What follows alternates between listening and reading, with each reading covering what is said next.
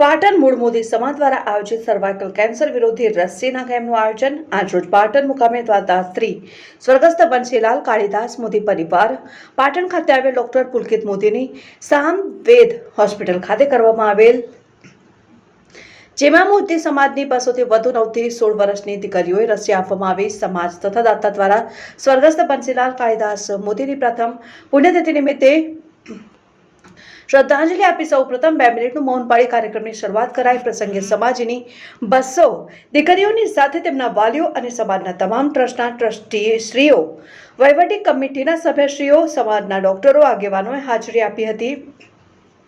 સમગ્ર કાર્યક્રમનું સુંદર આયોજન કરવામાં આવેલ. દાતા પરિવારની દીકરીઓનો પ્રેરણાત્મક અભિગમ સૌ આગેવાનોએ વધાવ્યો.